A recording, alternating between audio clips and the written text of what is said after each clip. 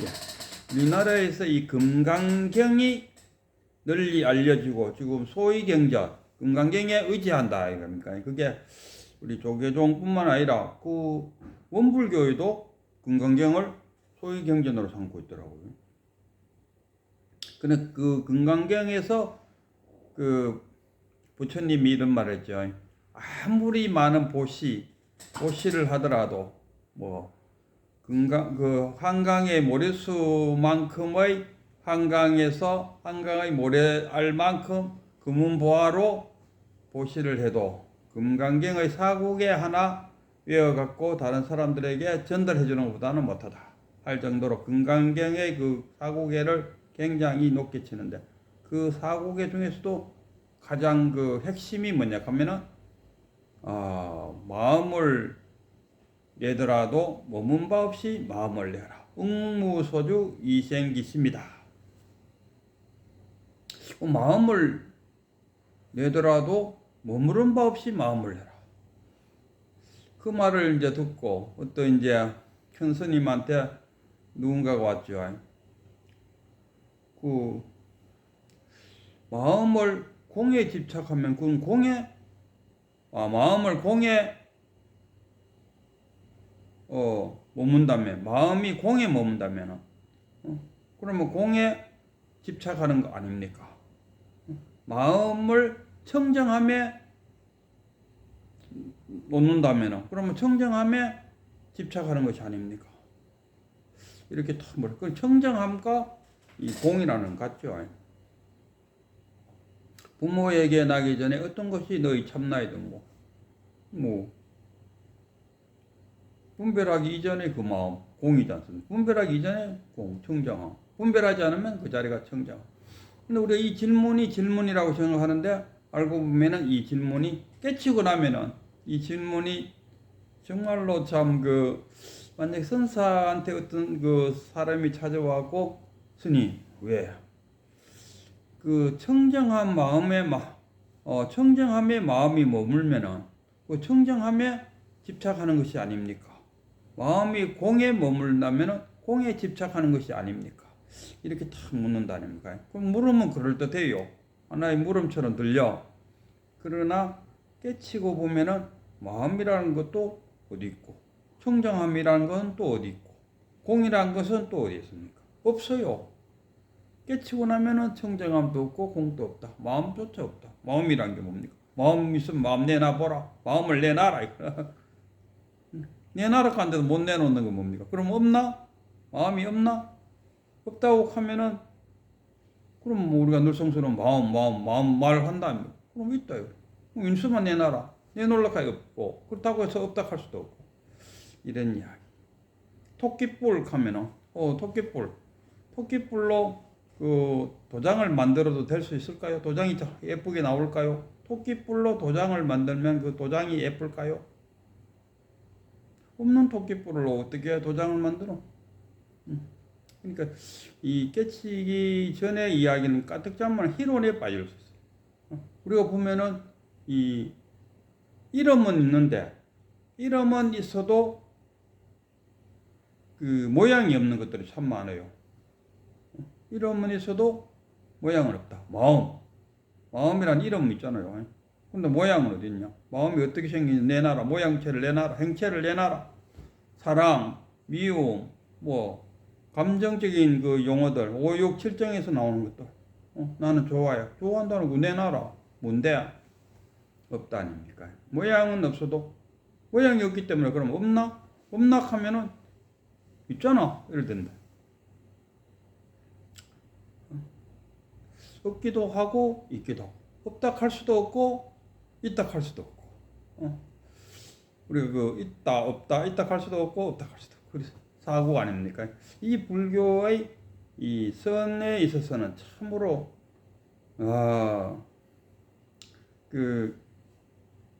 처음에 이 선에 입문한 수행자 입장에서는 참으로 힘든 이야기죠. 있으면 있고 없으면 없다. 우리는 특히나 또 서양 교육을 지금 받아들인 바람에 있으면 있고 없으면 없다. 명쾌하지 않습니까? 흑백 논리가 지옥 아이마 천당. 죽어서 지옥 아니면 천당, 딴 길은 없다 아닙니까? 예수도 안 믿어갖고 천당 가거나 천국 가거나. 천당과 천국의 차이가 뭐냐가 뭐 천당은 불교 용어고 천국이 기독교 용어라고 하더라고. 그러니까 죽어서 천당 간다 하면 이건 안 되는 이야기. 왜? 이건 불교 신자들이 가는 곳이 극락세계, 천당세계고, 그 기독교인들이 죽어서 가는 곳은 천국을 가요. 지옥과 천국. 다 명쾌하지 않습니까? 그러니까 양극화된 그런 우리가 교육을 받았다니까. 그런 교육을 받고 있는데, 느닷없이 있다, 없다, 있기도 하고, 없기도 하고, 없다고 할 수도 없고, 있다고 할 수도 없다. 뭐 이런 사고계가 쫙 들어오니까, 이건 어떻게 돼야 되는 거고?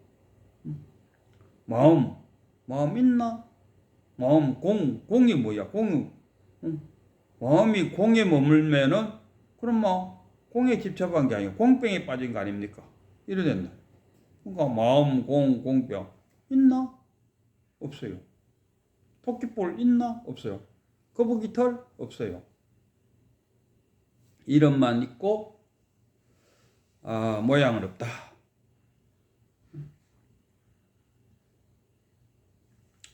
그래서 우리가 깨닫는다. 뭘 깨닫노? 이랬을 때. 깨닫는다는 게 뭘 깨닫느냐? 이래 봤을 때. 막막해진다니까. 내 견성했다. 견성이 뭔데? 내놔봐라. 근데 견성이란 이름은 있어요. 이름은 있어도 내놔봐라 하면 견성이 뭔지 내놔라. 이 말로서 내놓으려고 하니까 이 개구즉착, 열개자 이 구자 입만 열었다 하면은 벌써 아마 도에서는 멀어집니다. 그러나 그 견성이라는 게 없나 하면은 없지도 않고, 그럼 있나 하면 있다 하면은 내놔봐라 하면 못 내놓는. 그러고 막 그 견성에 대해서 뭐라 막 입만 열면은 벌써 막 멀어졌구나. 개구측착이지 않습니까? 그렇다고 해서 이 견성에 대해서 내가 이제 견성하고 견성했다고 말하면은 그 견성 아니라고 욕을 하니까 그럼 가만히 있자. 그럼 가만히 있어요. 그럼 견성했는 사람들 모두가 가만히 아무 말도 안 하고 가만히 있어요. 그러면은 예를 들어 금강산 아니면 한라산, 한라산을 내가 가보고 왔어요. 그래갖고 아무 말도 안 하고 가만히 있으면은 동네 사람들이 한라산이 좋은지 안 좋은지 알 수가 없어요. 그래서 내가 막 한라산에 대해서 막 이야기를 하고 내가 가보니까 어떻더라 하고 막 자랑을 하면은 그 이야기를 듣고 주변 사람들이 한라산 한번 가보고 싶네 이런 생각이 든다 아닙니까? 그래서 야 견성했다 하면은 그 견성이 뭔데 하면 또 막 설명을 하더라도 굳이 설명을 하더라도 그 옳게 설명은 못 하죠. 그 수박 한 쪼가리에서 내가 수박 한 쪼가리 먹어보고 야 수박 맛있더라 하면은 그 맛이 어떤 맛이던데 하고 막 물어본다 아닙니까? 그리고 내 나름대로 그 수박의 맛에 대해서 막 이야기를 하는 거와 그 수박 한 쪼가리를 그 사람들한테 입에다가 넣어주는 거하고는 천지차. 그리고 수박을 쫙 쪼갈라갖고 궁금해하는 사람마다 한번 먹어보라고 쫙 한 쪼가리씩 다 줬어요. 그럼 굳이 뭐 말로 표현할 필요가 없다. 근데 이놈의 견성이라는 것은 수박을 쪼갈라갖고 궁금해하는 사람들의 입에 넣어줄 수만 있으면 넣어주면 그걸로 끝나는데 이건 넣어줄 수 있는 것이 아니다. 말로 설명을 해야 된다. 말로 설명을 하는데 이거는 말로서 전달해 줄 수 있는 것이 아니다. 그 언어 도단이고 뭐 별전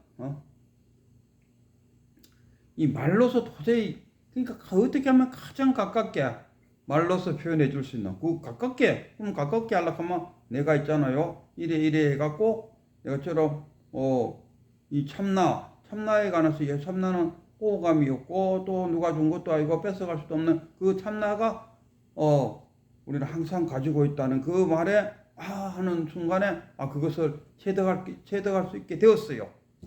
가장 가깝게 이야기해 줄 수 있는 게 한 요 정도밖에 안 되는 거라. 그리고 막 선지식인이 참나에 대해서 막 이런저런 이야기할 때 나는 그 내가 갖고 있는 자아를 다 밀어놓고 그냥 그 선사가 이야기하는 그 이야기를 그대로 싹 받아들였더니만 한순간에 하는 순간에 딱 그 참나를 체득하게 되었어요. 굳이 할 수 있는 이야기는 여기까지입니다. 여기까지밖에 못해요. 그 이상 어떻게 이야기하는? 그러니까 그 배워서 아는 거랑 내가 체득해서 아는 거랑 다르다니까. 그래서 우리가 우리는 건 이제 선 공부를 좀 하시면은 뭐 우리가 그 선사들이 큰 스님들이 잘 이야기하지 않습니까? 이리 들어보면은 내 몸뚱어리와 생각과 느낌 이거는 가짜다. 이거는 모습인데 모습 이놈이 주인 역할을 하더라. 진짜 주인은 참나다. 이렇게 표현한답니다. 참나와 자. 그러니까 이 가짜가 죽어도 진짜는 안 죽는다. 불생불멸이다. 우리가 몸뚱어리가 죽는 것을 죽었다 하는데 깨치고 보면은 이건 몸뚱어리 죽는 건 죽은 것이 아니고 불생불멸, 무시무종으로 참나는 영원하다. 그거는 뭐 간 적도 없고 온 적도 없고 늘 유의하게 있는 것이다. 뭐 이렇게 표현한다면. 그래서 우리는 이제 성공부하시는 분들은 진짜 나와 참나가 있다는 것은 안다. 그러면 저는 그 부처님이 오온을 말씀하시죠. 내가 누구냐 했을 때 오온의 덩어리다. 색, 수, 상, 행식으로 구성된 오온의 덩어리다. 색, 수, 상, 행식. 이 다섯 덩어리로 뭉쳤는 것이 내다 이렇게.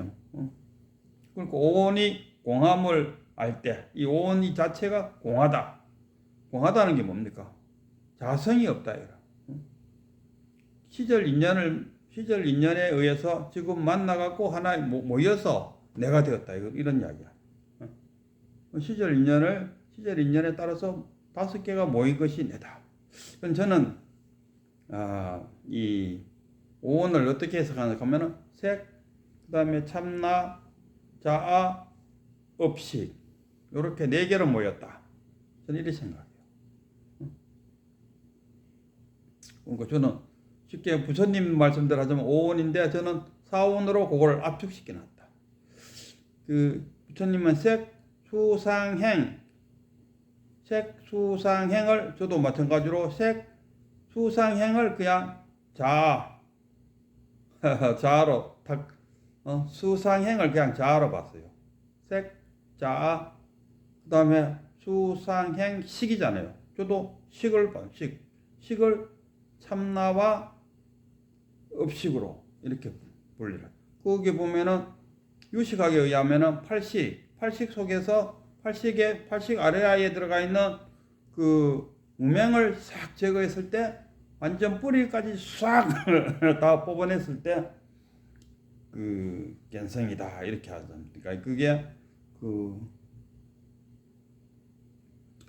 그래서 저는 그 참나와 자아가 있다. 그리고 업식이 있다. 내 몸뚱어리가 있다. 그래서 우리가 지금 우리가 백일본문 성철 스님의 백일본문을 공부하고 있는데 성철 스님이 앞부분은 중도가 있으면은 불교고 중도가 없으면은 불교 아니다. 외도다 이러고 하고 그 다음에 도노 점수와 도노 돈수를 나눴을 때 도노 이 견성은 도노 점수가 아니고 도노 돈수다 이야기를 하고 그 이야기를 뒷받침해 줄 수 있는 경전 두 개를 소개하는데 하나는 그 영가 스님이 적어놓은 증도가 그 다음에 예주 스님이 지은 이 도노입도 요문 도노입도 요문 요거 참 그래갖고 성철 스님도 도노입도 요문 강설이라 해서 그 성철 스님이 거기 강설을 달았다 아닙니까? 그래서 그 보면은 성철 스님이 주장하는 것은 도노 돈수다.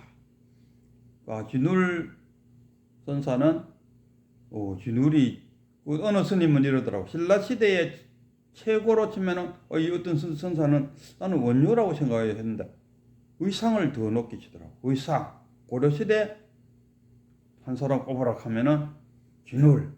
조선시대에 한 사람 뽑으라 하면 서산대사 이렇게 이야기하더라고. 그 종범 스님이 그렇게 표현을 해요. 그래서 그 진울 스님이 도노 점수를 이야기했는데, 야, 성철 스님이 거기다 대놓고 도노 점수는 아니다, 도노 돈수다. 그 근본적인 바탕에 내가 들어가 보면은 왜 성철 스님이 도노 점수가 아니고 도노 돈수냐고 이야기했는데, 이 해오를 해갖고 와서는, 해오라는 게 뭡니까? 내가 알았다 아닙니까? 들어서 알았다, 배워서 알았다, 이거야. 이 들어서 알고 들었거나 뭐 배웠거나 뭐 같은 이야기인데, 그래갖고 안 것을 우리가 해온데 그거를 돈으로 이야기한다. 그리고 알고 난 다음에 이제 점점점 이제 깨달아 간다, 뭐 이런 식. 아니, 그럼 뭐 이제 그게 이제 그 성철 스님, 이제 내가 볼 때는 성철 스님한테 인가받으러 많은 사람들이 왔어요. 그래갖고 자기 딴에는 이제 한 소식 했다고 그 성철 스님한테 와갖고 제가 한 소식 했는데 한번 들어보실래요? 하고 이야기하면, 이건 참 도노하고는 너무, 해오랑 도노랑은 너무나 거리가 있는 이야기 아니겠습니까? 해오는 뭡니까? 배워서 안 거라. 지식적인 이야기. 지식적으로 아는 거라. 내가 부처라는 것을 이제 알았어. 우리가 그 불성이 있다 하니까 다 알았어. 그리고 또 문문가이나 뭐 공안들, 그러니까 백암록이라든가 종록록이라든가 뭐 이런 에서 예를 들어 그 백장 이야기 깨달으면은 윤회에 매하지 않는다. 그 뜻이 나는 무슨 뜻인지 깨달았습니다. 그래서 나는 견성했습니다. 그는 공안을 알았다는 것은 배워서 안 거라요. 배워서 안 거고 등 들어서 안 거다. 내가 이것을 사가라고 말했는데 그대는 뭐라고 말할 수 있겠는가? 이랬을 때 그 사과를 잡아갖고 바깥으로 확 던집었다. 그 옛날에 그 누구인데 그 스님이, 그 백장 스님이 그 테스트 할 때, 자, 이거 물병이라고 내가 이야기했는데 이거 물병이라고 부르지 말고 뭐라고 부를 것이냐 했을 때 그 수자는 와갖고 나무 막대기라고도 할 수 없습니다. 근데 그 용문은 와갖고 그걸 발로 차버렸다. 그 발로 뚝 차버렸어요. 거기에 집착하지 말라는 이야기합니다. 그 발로 차버리니까 그 이후로 이제 유사한 막 이제 공안들이 만들어진다 아닙니까? 그리고 뭐 사과도 내주시고 뭐 바나나, 어쨌든 바나나 떡, 내가 이걸 바나나라고 이야기했는데 그때는 이걸 뭐라고 부르겠노까 뭐 탁 잡아갖고 바나나 껍질 갖고 한 입 탁 비벼 버린다. 나는 깨쳤다. 깨친 게 아니고 이거는 배운 거, 배워서 아는 거라. 배워서 아는 거를 깨쳤다고 이야기하는데 이거는 깨친 게 아니야. 그럼 배워서 아는 것은 어디에서 하나? 해오. 해오는 어디서 일어나느냐 했을 때 자아에서 일어나는 자아. 자아가 뭡니까? 가짜 나잖아요. 그러면은 이 체득은 어디서 일어나느냐? 체득은 참나에서 일어나죠. 진짜 나에서 탁 견성한다는 겁니까? 이게 또 무슨 말이냐 하겠는데, 이 개고직착입니다. 개고직착. 이 정도까지 밖에 정말로 아무리 노력해서 그 견성에 대해서 이야기해 주려고 해도 한 이 정도, 그러니까 이제 이 정도 이야기해 주면은 나머지 목은 그 수행자의 목입니다. 한라산이 어딨냐 했을 때, 한라산 올라가면은 정말 어제 같으면은, 어제 그 한라산이 1950m인가 이래요. 그리고 지금 만약에 한라산 가면은 한 500, 지금 같으면 한 1500까지는 가을입니다. 한라산을 이래 올라가면, 지금 한 1500까지 올라가면 가을이라요. 그래갖고 1700 올라가면은 벌써 하면 거기는 눈이 와갖고, 눈이 햇볕에 녹아갖고 얼음이 돼갖고 쫙 얼음꽃이 피가 있어요. 1700꽃이 넘어서면은. 정말 아름답죠. 그러고 이게 막 이래 한라산이 한 이때쯤 이래 올라가면은 처음 와본 사람들은 한 1600에 보면 약간 그 얼음꽃이 피었어요. 막 좋아갖고 막 사진 찍고 하면서 거기서 머뭇거리고 있어요. 우리 같은 이제 가본 사람은 아이고 여색하지 말고 1700 넘어가고 한 1700, 한 1800쯤 가면요 정말 아름다워요. 여색하지 말고 올라갑시다. 그러고 그 사람들 한 1800 정도 올라가면 완전 막 감탄해요. 거기는 겨울이 됐어요. 밑에는 1500까지는 한 가을이다가 1800 넘었으면은 완전 겨울이 쫙 설경이 쫙 펼쳐지죠. 이거를 그래갖고 이제 그 좋은 이야기를 그 한라산에 가보고 싶은 사람 손잡고 한라산 입구까지는 데리고 갈 수는 있어요. 그러나 그 한라산을 올라가고 안 올라가고 그 1500에서 끝까지 안 가고 1500에서 놀다가 내려가는 사람들도 많아요. 그게 한라산이 전부인 줄 알고. 그러나 한 200만 더 올라가면 정말 설국이 쫙 펼쳐져 있는데 한 5, 600에서 놀다가 가요. 올라가자고 했을 때 올라가고 안 올라가고는 어떻게 합니까? 올라가면은 그게 멋있는 것이 있다고 말은 해줄 수 있어요. 나 뒤에 안 가려고 하는 걸 손잡고 강제로 끌고 갈 수는 없다니까. 그와 같이 이 견성을 설명해 줄 때 그 정도 깎게요. 마지막 그 체득하는 것은 수행자의 목이다. 그거까지 아무리 예를 써도 그 이상은 이야기한다 해도 결국은 개구즉착으로 입만 열면은 천리만길 다른 길로 가듯이 그 정도까지밖에 이야기를 못 해주고 설사 이야기하는 사람이 개구즉착이라도 듣는 사람이